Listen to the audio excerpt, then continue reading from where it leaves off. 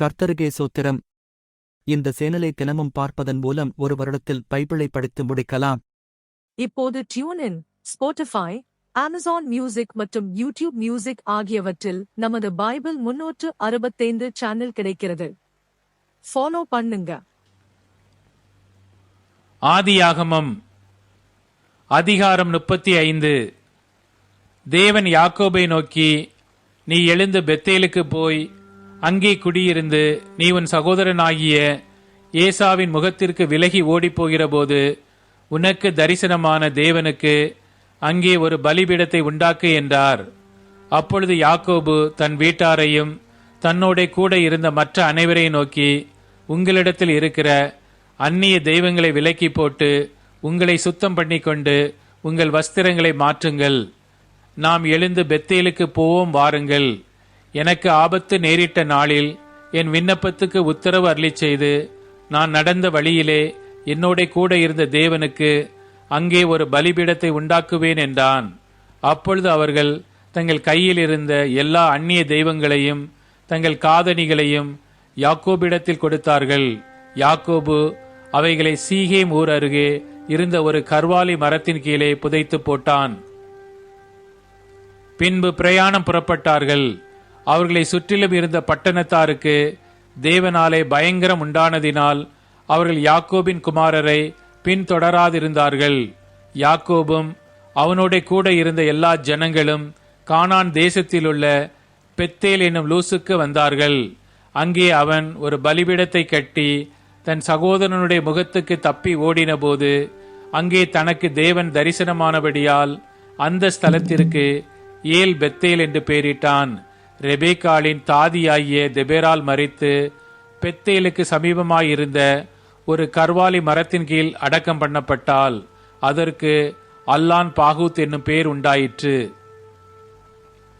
யாக்கோபு பதான் அராமிலிருந்து வந்த பின்பு தேவன் அவனுக்கு மறுபடியும் தரிசனமாகி அவனை ஆசீர்வதித்து, இப்பொழுது உன் பெயர் யாக்கோபு, இனி உன் பெயர் யாக்கோபு எனப்படாமல் இஸ்ரவேல் என்று உனக்கு பெயர் வழங்கும் என்று சொல்லி அவனுக்கு இஸ்ரவேல் என்று பெயரிட்டார். பின்னும் தேவன் அவனை நோக்கி, நான் சர்வ வல்லமையுள்ள தேவன், நீ பலுகி பெருகுவாயாக, ஒரு ஜாதியும் பற்பல ஜாதிகளின் கூட்டங்களும் உன்னிடத்திலிருந்து உண்டாகும், ராஜாக்களும் உன் சந்ததியில் பிறப்பார்கள். நான் ஆபிரகாமுக்கும் ஈசாக்குக்கும் கொடுத்த தேசத்தை உனக்கு கொடுப்பேன், உனக்கு பின் உன் சந்ததிக்கும் இந்த தேசத்தை கொடுப்பேன் என்று சொல்லி தேவன் அவனோட பேசின ஸ்தலத்திலிருந்து அவனை விட்டு எழுந்தருளி போனார். அப்பொழுது யாக்கோபு தன்னோட அவர் பேசின ஸ்தலத்திலே ஒரு கற்றூனை நிறுத்தி அதன் மேல் பான பலியை ஊற்றி எண்ணெயையும் வார்த்தான். தேவன் தன்னோட பேசின அந்த ஸ்தலத்திற்கு யாக்கோபு பெத்தேல் என்று பெயரிட்டான். பின்பு பெத்தேலை விட்டு பிரயாணம் புறப்பட்டார்கள். எப்பிராத்தாவுக்கு வர இன்னும் கொஞ்சம் தூரமாயிருக்கும் போது ராகேல் பிள்ளை பெற்றாள். பிரசவத்தில் அவளுக்கு கடும் வேதனை உண்டாயிற்று. பிரசவிக்கும் போது அவளுக்கு கடும் வேதனையாயிருக்கையில் மருத்துவச்சி அவளை பார்த்து, பயப்படாதே, இந்த முறையும் புத்திரனை பெறுவாய் என்றாள். மரண காலத்தில் அவள் ஆத்துமா பிரியும் போது அவள் அவனுக்கு பெனானி என்று பெயரிட்டாள். அவன் தகப்பனோ அவனுக்கு பென்யமீன் என்று பெயரிட்டான். ராகேல் மரித்து பெத்லெகேம் என்னும் எப்பிராத்தா ஊருக்கு போகிற வழியிலே அடக்கம் பண்ணப்பட்டாள். அவள் கல்லறையின் மேல் யாக்கோபு ஒரு தூணை நிறுத்தினான். அதுவே இந்நாள் வரைக்கும் இருக்கிற ராகேலுடைய கல்லறையின் தூண். இஸ்ரவேல் பிரயாணம் பண்ணி ஏதேர் என்கிற கோபுரத்திற்கு அப்புறத்தில் கூடாரம் போட்டான். இஸ்ரவேல் அந்த தேசத்தில் தங்கி குடியிருக்கும் போது ரூபன் போய் தன் தகப்பனுடைய மறுமனையாட்டியாகிய பில்காலோடே சயனித்தான். அதை இஸ்ரவேல் கேள்விப்பட்டான். யாக்கோபின் குமாரர் 12 பேர். யாக்கோபின் மூத்த மகனாகிய ரூபன், சிமியோன், லேவி, யூதா, இசக்கார், செபுலோன் என்பவர்கள் லேயால் பெற்ற குமாரர். யோசேப்பு, பென்யமீன் என்பவர்கள் ராகேல் பெற்ற குமாரர். தான், நப்தலி என்பவர்கள் ராகேலுடைய பணிவிடைக்காரியாகிய பில்கால் பெற்ற குமாரர். காத், ஆசேர் என்பவர்கள் லேயாலின் பணிவிடைக்காரியாகிய சில்பால் பெற்ற குமாரர். இவர்களே யாக்கோபுக்கு பதான் அராமிலே பிறந்த குமாரர். பின்பு யாக்கோபு அர்பாவின் ஊராகிய மம்ரேக்கு தன் தகப்பனாகிய ஈசாக்கினிடத்தில் வந்தான். அது ஆபிரகாமும் ஈசாக்கும் தங்கியிருந்த எபிரோன் என்னும் ஊர். ஈசாக்கு விருத்தாப்பியமும் பூரண ஆயுசும் உள்ளவனாகி 180 வருஷம் ஜீவித்திருந்து பிராணன் போய் மரித்து தன் ஜனத்தாரோடே சேர்க்கப்பட்டான். அவன் குமாரராகிய ஏசாவும் யாக்கோபுவும் அவனை அடக்கம் பண்ணினார்கள். ஆதியாகமம் அதிகாரம் 36. ஏதோமியரின் தகப்பனாகிய ஏசாவின் வம்ச வரலாறு. ஏசா கானான் தேசத்து பெண்களில் ஏத்தியனான ஏலோகின் குமாரத்தியாகிய ஆதாளையும், ஏவியனாகிய சிபியோனின் குமாரத்தியும், ஆனாகின் குமாரத்தியுமாகிய அகோலிபாமாலையும், இஸ்மவேலின் குமாரத்தியும், நெபாயோத்தின் சகோதரியுமாகிய பஸ்மாத்தையும் விவாகம் பண்ணியிருந்தான். ஆதாள் ஏசாவுக்கு எலிப்பாசை பெற்றாள். பஸ்மாத்து ரெகுவேலை பெற்றாள். அகோலிபாமால் எயூஷையும் யாலாமையும் கோராகையும் பெற்றாள். இவர்களே ஏசாவுக்கு கானான் தேசத்திலே பிறந்த குமாரர். ஏசா தன் மனைவிகளையும் தன் குமாரரையும் தன் குமாரத்திகளையும் தன் வீட்டிலுள்ள யாவரையும் தன் ஆடு மாடுகளையும் மற்ற ஜீவ ஜந்துக்கள் யாவையும் தான் கானான் தேசத்திலே சம்பாதித்த ஆஸ்தி முழுவதையும் சேர்த்து கொண்டு தன் சகோதரனாகிய யாக்கோபை விட்டு பிரிந்து வேறே தேசத்துக்கு போனான். அவர்களுடைய சம்பத்து மிகுதியாயிருந்தபடியினால் அவர்கள் ஒருமித்து குடியிருக்க கூடாமற் போயிற்று. அவர்களுடைய மந்தைகளின் நிமித்தமாய் அவர்கள் தங்கியிருந்த பூமி அவர்களை தாங்கக்கூடாததாயிருந்தது. ஆதலால் ஏசா சேயீர் மலையில் குடியேறினான். ஏசாவுக்கு ஏதோம் என்று பேர்.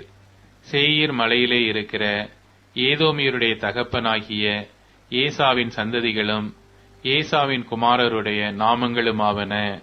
ஏசாவின் மனைவியாகிய ஆதாளுடைய குமாரனுக்கு எலிப்பாஸ் என்று பேர். ஏசாவின் மனைவியாகிய பஸ்மாத்துடைய குமாரனுக்கு ரெகுவேல் என்று பேர். எலிப்பாசின் குமாரர் தேமான், ஓமார், செப்போ, கத்தாம், கேனாஸ் என்பவர்கள். திம்னாள் ஏசாவின் குமாரனாகிய எலிப்பாசுக்கு மறுமனையாட்டியாயிருந்து எலிப்பாசுக்கு அமலேக்கை பெற்றாள். இவர்களே ஏசாவின் மனைவியாகிய ஆதாளுடைய புத்திரர். ரெகுவேலுடைய குமாரர் நகாத், செராகு, சம்மா, மீசா என்பவர்கள். இவர்களே ஏசாவின் மனைவியாகிய பஸ்மாத்தின் புத்திரர். சிபியோனின் குமாரத்தியும் ஆனாகின் குமாரத்தியுமான அகோலிபாமாள் என்கிற ஏசாவின் மனைவி எயூஷ், யாலாம், கோராகு என்னும் புத்திரரை ஏசாவுக்கு பெற்றாள். ஏசாவின் குமாரரில் தோன்றிய பிரபுக்களாவன. ஏசாவுக்கு மூத்த மகனாகிய எலிப்பாசுடைய குமாரரில் தேமான் பிரபு, ஓமார் பிரபு, செப்போ பிரபு, கேனாஸ் பிரபு, கோராகு பிரபு, கத்தாம் பிரபு, அமலேக்கு பிரபு என்பவர்கள். இவர்கள் ஏதோம் தேசத்தில் எலிப்பாசின் சந்ததியும் ஆதாளின் குமாரருமாயிருந்த பிரபுக்கள். ஏசாவின் குமாரனாகிய ரெகுவேலின் புத்திரரில் நகாத் பிரபு, செராகு பிரபு, சம்மா பிரபு, மீசா பிரபு என்பவர்கள். இவர்கள் ஏதோம் தேசத்தில் ரெகுவேலின் சந்ததியும் ஏசாவின் மனைவியாகிய பஸ்மாத்தின் குமாரருமாயிருந்த பிரபுக்கள். ஏசாவின் மனைவியாகிய அகோலிபாமாளின் குமாரர் எயூஷ் பிரபு, யாலாம் பிரபு, கோராகு பிரபு என்பவர்கள். இவர்கள் ஆனாகின் குமாரத்தியும் ஏசாவுடைய மனைவியுமாகிய அகோலிபாமாளின் சந்ததியாயிருந்த பிரபுக்கள். இவர்களே ஏதோம் என்னும் ஏசாவின் சந்ததி. இவர்களே அவர்களில் இருந்த பிரபுக்கள். அந்த தேசத்தின் குடிகளாகிய ஓரியனான சேயீரின் குமாரர் லோத்தான், சோபால், சிபியோன், ஆனாகு, திஷோன், ஏத்சேர், திஷான் என்பவர்கள். இவர்களே ஏதோம் தேசத்தில் சேயீரின் புத்திரராகிய ஓரியருடைய சந்ததியாயிருந்த பிரபுக்கள். லோத்தானுடைய குமாரர் ஓரி, ஏமாம் என்பவர்கள். லோத்தானின் சகோதரி திம்னாள் என்பவள். சோபாலின் குமாரர் அல்வான், மானகாத், ஏபால், செப்போ, ஓனாம் என்பவர்கள். சிபியோனின் குமாரர் ஐயா, ஆனாகு என்பவர்கள். வனாந்தரத்திலே தன் தகப்பனாகிய சிபெயோனின் கழுதைகளை மேய்க்கையில் கோவேறு கழுதைகளை கண்டுபிடித்த ஆனாகு இவன்தான். ஆனாகின் பிள்ளைகள் திஷோன், அகோலிபாமால் என்பவர்கள். இந்த அகோலிபாமால் ஆனாகின் குமாரத்தி. திஷோனுடைய குமாரர் எம்தான், எஸ்பான், இத்தரான், கெரான் என்பவர்கள். ஏத்சேருடைய குமாரர் பில்கான், சகவான், அக்கான் என்பவர்கள். திஷானுடைய குமாரர் ஊத்ஸ், அரான் என்பவர்கள். ஓரியரின் சந்ததியில் தோன்றிய பிரபுக்கள் லோத்தான் பிரபு, சோபால் பிரபு, சிபியோன் பிரபு, ஆனாகு பிரபு, திஷோன் பிரபு, ஏத்சேர் பிரபு, திஷான் பிரபு என்பவர்கள். இவர்களே சேயீர் தேசத்திலே தங்கள் தங்கள் இடங்களில் இருந்த ஓரியர் சந்ததியான பிரபுக்கள். இஸ்ரவேல் புத்திரர் மேல் ராஜாக்கள் அரசாளுகிறதற்கு முன்னே ஏதோம் தேசத்தில் ஆண்ட ராஜாக்களாவன. பேயோருடைய குமாரனாகிய பேலா ஏதோமிலே அரசாண்டான். அவனுடைய பட்டணத்துக்கு தின் காபா என்று பேர். பேலா மரித்தபின் போஸ்ரா பட்டணத்தானாகிய சேராகுடைய குமாரனாகிய யோபாப் அவன் பட்டத்திற்கு வந்தான். யோபாப் மரித்தபின் தேமானிய தேசத்தானாகிய உஷாம் அவன் பட்டத்திற்கு வந்தான். உஷாம் மரித்தபின் மோவாபின் நாட்டிலே மீதியானியரை முறியடித்த பேதாதின் குமாரனாகிய ஆதாத் அவன் பட்டத்திற்கு வந்தான். அவனுடைய பட்டணத்துக்கு ஆவீத் என்று பேர். ஆதாத் மரித்தபின் மஸ்ரேகா ஊரானாகிய சம்லா அவனுடைய பட்டத்திற்கு வந்தான். சம்லா மரித்தபின் அங்கே இருக்கிற நதிக்கு சமீபமான ரெகபோத் என்னும் ஊரானாகிய சவுல் அவனுடைய பட்டத்திற்கு வந்தான். சவுல் மரித்தபின் அக்போருடைய குமாரனாகிய பாகால் கானான் அவனுடைய பட்டத்திற்கு வந்தான். அக்போருடைய குமாரனாகிய பாகால் கானான் மரித்தபின் ஆதார் அவனுடைய பட்டத்திற்கு வந்தான். அவனுடைய பட்டணத்துக்கு பாகு என்று பேர். அவன் மனைவியின் பேர் மெகதபேல்.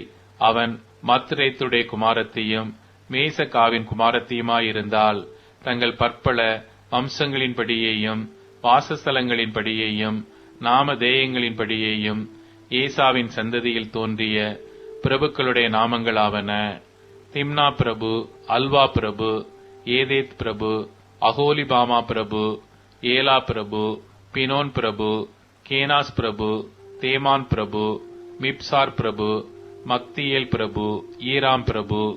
இவர்களே தங்கள் சொந்தமான தேசத்திலே பற்பல இடங்களில் குடியிருந்த ஏதோம் சந்ததி பிரபுக்கள். இந்த ஏதோமியருக்கு தகப்பன் ஏசா.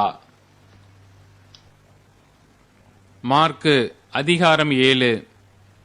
எருசலேமிலிருந்து வந்த பரிசேயரும் வேத பாரகரில் சிலரும் அவரிடத்தில் கூடி வந்தார்கள். அப்பொழுது அவருடைய சீஷரில் சிலர் கழுவாத அசுத்த கைகளினாலே போஜனம் பண்ணுகிறதை அவர்கள் கண்டு குற்றம் பிடித்தார்கள். ஏனெனில் பரிசேயர் முதலிய யூதர் அனைவரும் முன்னோர்களின் பாரம்பரியத்தை கைக்கொண்டு அடிக்கடி கை கழுவினால் ஒழிய சாப்பிட மாட்டார்கள். கடையிலிருந்து வரும்போதும் ஸ்நானம் பண்ணாமல் சாப்பிட மாட்டார்கள். அப்படியே செம்புகளையும் கிண்ணங்களையும் செப்பு குடங்களையும் மனைகளையும் கழுவுகிறதும் அல்லாமல் வேறு அநேக ஆச்சாரங்களையும் கைக்கொண்டு வருவார்கள். அப்பொழுது அந்த பரிசேயரும் வேத பாரகரும் அவரை நோக்கி, உம்முடைய சீஷர்கள் ஏன் முன்னோருடைய பாரம்பரியத்தை மீறி கை கழுவாமல் சாப்பிடுகிறார்கள் என்று கேட்டார்கள். அவர்களுக்கு அவர் பிரதியுத்தரமாக, இந்த ஜனங்கள் தங்கள் உதடுகளால் என்னை கனம் பண்ணுகிறார்கள், அவர்கள் இருதயமோ எனக்கு தூரமாய் விலகி இருக்கிறது என்றும், மனுஷருடைய கற்பனைகளை உபதேசங்களாக போதித்து வீணாய் எனக்கு ஆராதனை செய்கிறார்கள் என்றும் எழுதியிருக்கிற பிரகாரம் மாயக்காரராகிய உங்களை குறித்து ஏசாயா நன்றாய் தீர்க்க தரிசனம் சொல்லி இருக்கிறான். நீங்கள் தேவனுடைய கட்டளையை தள்ளிவிட்டு மனுஷருடைய பாரம்பரியத்தை கைக்கொண்டு வருகிறவர்களாய் கிண்ணங்களையும் செம்புகளையும் கழுவுகிறீர்கள் மற்றும் இப்படிப்பட்ட அநேக சடங்குகளையும் அனுசரித்து வருகிறீர்கள் என்றார். பின்னும் அவர் அவர்களை நோக்கி, நீங்கள் உங்கள் பாரம்பரியத்தை கைக்கொள்ளும்படிக்கு தேவனுடைய கட்டளைகளை வியர்த்தமாக்கினது நன்றாயிருக்கிறது. எப்படி எனில், உன் தகப்பனையும் உன் தாயையும் கனம் பண்ணுவாயாக என்றும், தன் தகப்பனையாவது தாயையாவது நிந்திக்கிறவன் கொல்லப்பட வேண்டும் என்றும் மோசே சொல்லி இருக்கிறாரே. நீங்களோ ஒருவன் தன் தகப்பனையாவது தாயையாவது நோக்கி, உனக்கு நான் செய்யும் உதவி எது உண்டோ அதை கொர்பான் என்னும் காணிக்கையாக கொடுக்கிறேன் என்று சொல்லிவிட்டால் அவனுடைய கடமை தீர்ந்தது என்று சொல்லி அவனை இனி தன் தகப்பனுக்காவது தன் தாய்க்காவது யாதொரு உதவியும் செய்ய ஒட்டாமல் நீங்கள் போதித்த உங்கள் பாரம்பரியத்தினால் தேவ வசனத்தை அவமாக்குகிறீர்கள். இதுபோலவே நீங்கள் மற்றும் அநேக காரியங்களையும் செய்கிறீர்கள் என்று சொன்னார். பின்பு அவர் ஜனங்கள் எல்லாரையும் வரவழைத்து அவர்களை நோக்கி, நீங்கள் எல்லாரும் எனக்கு செவி கொடுத்து உணருங்கள். மனுஷனுக்கு புறம்பே இருந்து அவனுக்குள்ளே போகிறதென்றும் அவனை தீட்டுப்படுத்த மாட்டாது. அவன் உள்ளத்திலிருந்து புறப்படுகிறவைகளே மனுஷனை தீட்டுப்படுத்தும். கேட்கிறதற்கு ஒருவன் காதுள்ளவனாயிருந்தால் கேட்க கடவன் என்றார். அவர் ஜனங்களை விட்டு வீட்டுக்குள் பிரவேசித்த போது அவருடைய சீஷர்கள் அவர் சொன்ன உவமையை குறித்து அவரிடத்தில் விசாரித்தார்கள். அதற்கு அவர், நீங்கள் இவ்வளவு உணர்வில்லாதவர்களா? புறம்பே இருந்து மனுஷனுக்குள்ளே போகிறதென்றும் அவனை தீட்டுப்படுத்த மாட்டாதென்று நீங்கள் அறிந்து கொள்ளவில்லையா? அது அவன் இருதயத்தில் போகாமல் வயிற்றிலே போகிறது. அதிலிருந்து எல்லா போஜனங்களின் அசுத்தங்களையும் கழிக்கிற ஆசன வழியாய் நீங்கி போகும். மனுஷனுக்குள்ளே இருந்து புறப்படுகிறதே மனுஷனை தீட்டுப்படுத்தும். எப்படி எனில், மனுஷருடைய இருதயத்துக்குள்ளிருந்து பொல்லாத சிந்தனைகளும் விபச்சாரங்களும் வேசித்தனங்களும் கொலை பாதகங்களும் களவுகளும் பொருளாசைகளும் துஷ்டத்தனங்களும் கபடும் காம விகாரமும் வன்கண்ணும் தூஷணமும் பெருமையும் மதிகேடும் புறப்பட்டு வரும். பொல்லாங்கானவைகளாகிய இவைகளெல்லாம் உள்ளத்திலிருந்து புறப்பட்டு மனுஷனை தீட்டுப்படுத்தும் என்றார். பின்பு அவர் எழுந்து அவ்விடமிட்டு புறப்பட்டு தீரு சீதோன் பட்டணங்களின் எல்லைகளில் போய் ஒரு வீட்டுக்குள் பிரவேசித்து ஒருவரும் அதை அறியாதிருக்க விரும்பியும் அவர் மறைவாயிருக்க கூடாமற் போயிற்று. அசுத்த ஆவி பிடித்திருந்த ஒரு சிறு பெண்ணின் தாயாகிய ஒரு ஸ்திரீ அவரை குறித்து கேள்விப்பட்டு வந்து அவர் பாதத்தில் விழுந்தாள். அந்த ஸ்திரீ சீரோபேனிக்கியா தேசத்தாலாகிய கிரேக்க ஸ்திரீயாயிருந்தாள். அவள் தன் மகளை பிடித்திருக்கிற பிசாசை துரத்திவிட வேண்டுமென்று அவரை வேண்டிக் கொண்டாள்.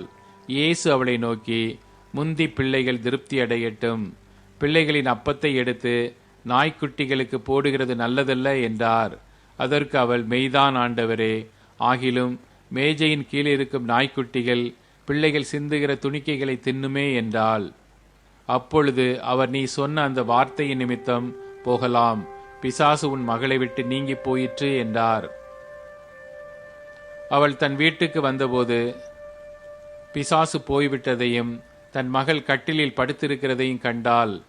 மறுபடியும் அவர் தீரு சீதோன் பட்டணங்களின் எல்லைகளை விட்டு புறப்பட்டு தெக்கப்போலியின் எல்லைகளின் வழியாய் கலிலேயா கடலருகே வந்தார். அங்கே கொன்னை வாயுடைய ஒரு செவிடனை அவரிடத்தில் கொண்டு வந்து அவர் தமது கையை அவன் மேல் வைக்கும்படி வேண்டிக் கொண்டார்கள். அப்பொழுது அவர் அவனை ஜனக்கூட்டத்தை விட்டு தனியே அழைத்து கொண்டு போய் தம்முடைய விரல்களை அவன் காதுகளில் வைத்து உமிழ்ந்து அவனுடைய நாவை தொட்டு வானத்தை அண்ணாந்து பார்த்து பெருமூச்சு விட்டு எப்பத்தா என்றார்.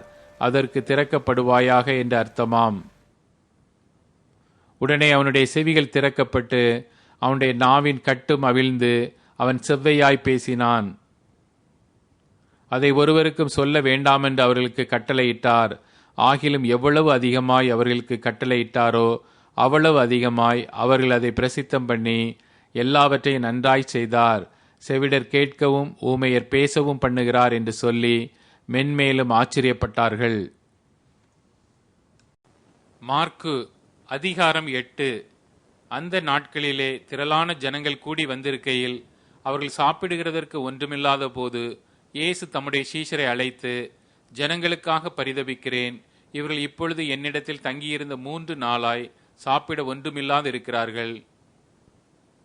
இவர்களில் சில தூரத்திலிருந்து வந்தவர்கள் ஆகையால் நான் இவர்களை பட்டினியாய் வீட்டிற்கு அனுப்பிவிட்டால் வழியில் சோர்ந்து போவார்களே என்றார். அதற்கு அவருடைய சீஷர்கள், இந்த வனாந்திரத்திலே ஒருவன் எங்கே இருந்த அப்பங்களை கொண்டு வந்து இத்தனை பேர்களை திருப்தியாக்க கூடும் என்றார்கள். அதற்கு அவர், உங்களிடத்தில் எத்தனை அப்பங்கள் உண்டு என்று கேட்டார். அவர்கள் 7 அப்பங்கள் உண்டு என்றார்கள்.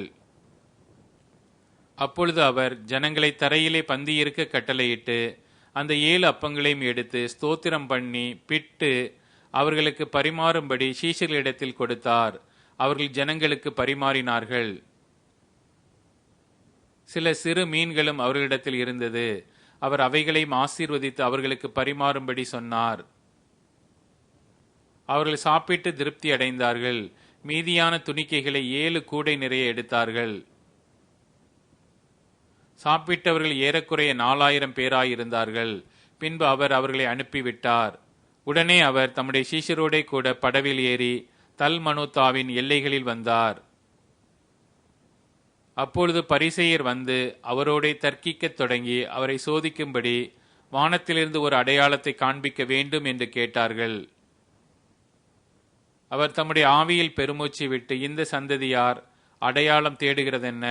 இந்த சந்ததியாருக்கு ஒரு அடையாளமும் கொடுக்கப்படுவதில்லை என்று மெய்யாகவே உங்களுக்கு சொல்லுகிறேன் என்று சொல்லி அவர்களை விட்டு மறுபடியும் படவில் ஏறி அக்கரைக்கு போனார். சீஷர்கள் அப்பங்களை கொண்டு வர மறந்து போனார்கள். படவிலே அவர்களிடத்தில் ஒரு அப்பம் மாத்திரம் இருந்தது. அவர் அவர்களை நோக்கி, நீங்கள் பரிசேயருடைய புளித்த மாவை குறித்தும் ஏரோதின் புளித்த மாவை குறித்தும் எச்சரிக்கையாயிருங்கள் என்று கற்பித்தார். அதற்கு அவர்கள், நம்மிடத்தில் அப்பங்கள் இல்லாதபடியால் இப்படி சொல்லுகிறார் என்று தங்களுக்குள்ளே யோசனை பண்ணி கொண்டார்கள்.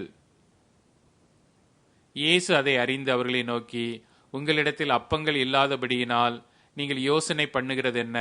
இன்னும் சிந்தியாமலும் உணராமலும் இருக்கிறீர்களா? இன்னும் உங்கள் இருதயம் கடினமாயிருக்கிறதா? உங்களுக்கு கண்கள் இருந்தும் காணாதிருக்கிறீர்களா? காதுகள் இருந்தும் கேளாதிருக்கிறீர்களா? நினைவு கூறாமலும் இருக்கிறீர்களா? நான் 5 அப்பங்களை 5000 பேருக்கு பங்கிட்ட போது மீதியான துணிக்கைகளை எத்தனை கூடை நிறைய எடுத்தீர்கள் என்று கேட்டார். 12 என்றார்கள். நான் 7 அப்பங்களை 4000 பேருக்கு பங்கிட்ட போது மீதியான துணிக்கைகளை எத்தனை கூடை நிறைய எடுத்தீர்கள் என்று கேட்டார். 7 என்றார்கள். அப்படியானால் நீங்கள் உணராதிருக்கிறது எப்படி என்றார். பின்பு அவர் பெத்சாயிதா ஊருக்கு வந்தார். அப்பொழுது ஒரு குருடனை அவரிடத்தில் கொண்டு வந்து அவனை தொடும்படி அவரை வேண்டிக் கொண்டார்கள். அவர் குருடனுடைய கையை பிடித்து அவனை கிராமத்துக்கு வெளியே அழைத்து கொண்டு போய் அவன் கண்களில் உமிழ்ந்து அவன் மேல் கைகளை வைத்து, எதையாகிலும் காண்கிறாயா என்று கேட்டார். அவன் ஏறிட்டு பார்த்து, நடக்கிற மனுஷரை மரங்களைப் போல் காண்கிறேன் என்றான். பின்பு அவர் மறுபடியும் அவன் கண்களின் மேல் கைகளை வைத்து அவனை ஏறிட்டு பார்க்கும்படி செய்தார். அப்பொழுது அவன் சொஸ்தமடைந்து யாவரையும் தெளிவாய் கண்டான்.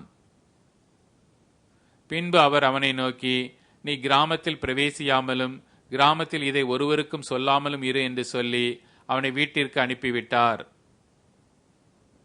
பின்பு இயேசுவும் அவருடைய சீஷர்களும் புறப்பட்டு பிலிப்பு செசரியா பட்டணத்தை சேர்ந்த கிராமங்களுக்கு போனார்கள். வழியிலே அவர் தம்முடைய சீஷர்களை நோக்கி, ஜனங்கள் என்னை யார் என்று சொல்லுகிறார்கள் என்று கேட்டார். அதற்கு அவர்கள், சிலர் உம்மை யோவான் ஸ்நானன் என்றும், சிலர் எலியா என்றும், வேறு சிலர் தீர்க்க தரிசிகளில் ஒருவர் என்றும் சொல்லுகிறார்கள் என்றார்கள். அப்பொழுது அவர், நீங்கள் என்னை யார் என்று சொல்லுகிறீர்கள் என்று கேட்டார். பேதுரு பிரதியுத்தரமாக, நீர் கிறிஸ்து என்றான். அப்பொழுது தம்மை குறித்து ஒருவருக்கும் சொல்லாதபடிக்கு அவர்களுக்கு உறுதியாய் கட்டளையிட்டார். அல்லாமலும் மனுஷகுமாரன் பல பாடுகள் பட்டு மூப்பராலும் பிரதான ஆசாரியராலும் வேத பாரகராலும் ஆகாதவன் என்று தள்ளப்பட்டு கொல்லப்பட்டு 3 நாளைக்கு பின்பு உயிர்த்தெழுந்திருக்க வேண்டியதென்று அவர்களுக்கு போதிக்கத் தொடங்கினார். இந்த வார்த்தையை அவர் தாராளமாக சொன்னார். அப்பொழுது பேதுரு அவரை தனியே அழைத்து கொண்டு போய் அவரை கடிந்து கொள்ளத் தொடங்கினான். அவர் திரும்பி தம்முடைய சீஷரை பார்த்து பேதுருவை நோக்கி, எனக்கு பின்னாக போ சாத்தானே, நீ தேவனுக்கேற்றவைகளை சிந்தியாமல் மனுஷருக்கு ஏற்றவைகளை சிந்திக்கிறாய் என்று சொல்லி அவனை கடிந்து கொண்டார். பின்பு அவர் ஜனங்களையும் தம்முடைய சீஷர்களையும் தம்மிடத்தில் அழைத்து, ஒருவன் என் பின்னே வர விரும்பினால் அவன் தன்னைத்தான் வெறுத்து தன் சிலுவையை எடுத்துக்கொண்டு என்னை பின்பற்ற கடவன். தன் ஜீவனை ரட்சிக்க விரும்புகிறவன் அதை இழந்து போவான். என் நிமித்தமாகவும் சுவிசேஷத்தின் நிமித்தமாகவும் தன் ஜீவனை இழந்து போகிறவன் அதை ரட்சித்துக் கொள்ளுவான். மனுஷன் உலகம் முழுவதையும் ஆதாயப்படுத்திக் கொண்டாலும் தன் ஜீவனை நஷ்டப்படுத்தினால் அவனுக்கு லாபம் என்ன? மனுஷன் தன் ஜீவனுக்கு ஈடாக எண்ணத்தை கொடுப்பான். ஆதலால் விபச்சாரமும் பாவமும் உள்ள இந்த சந்ததியில் என்னை குறித்தும் என் வார்த்தைகளை குறித்தும் எவன் வெட்கப்படுவானோ அவனை குறித்து மனுஷகுமாரனும் தமது பிதாவின் மகிமை பொருந்தினவராய் பரிசுத்த தூதர்களோடும் கூட வரும்போது வெட்கப்படுவார் என்றார். சங்கீதம் அதிகாரம் 18. என் பலனாகிய கர்த்தாவே, உம்மில் அன்பு கூறுவேன். கர்த்தர் என் கன்மலையும் என் கோட்டையும் என் இரட்சகரும் என் தேவனும், நான் நம்பியிருக்கிற என் துரூகமும் என் கேடகமும் என் இரட்சணிய கொம்பும் என் உயர்ந்த அடைக்கலமுமாயிருக்கிறார். துதிக்கு பாத்திரராகிய கர்த்தரை நோக்கி கூப்பிடுவேன். அதனால் என் சத்துருக்களுக்கு நீங்களாக்கி ரட்சிக்கப்படுவேன். மரண கட்டுக்கள் என்னை சுற்றி கொண்டது. துச்சன பிரவாகம் என்னை பயப்படுத்தினது. பாதாள கட்டுக்கள் என்னை சூழ்ந்து கொண்டது. மரண கண்ணிகள் என் மேல் விழுந்தது. எனக்கு உண்டான நெருக்கத்திலே கர்த்தரை நோக்கி கூப்பிட்டு என் தேவனை நோக்கி அபயமிட்டேன். தமது ஆலயத்திலிருந்து என் சத்தத்தை கேட்டார். என் கூப்பிடுதல் அவர் சந்நிதியில் போய் அவர் செவிகளில் ஏறிற்று.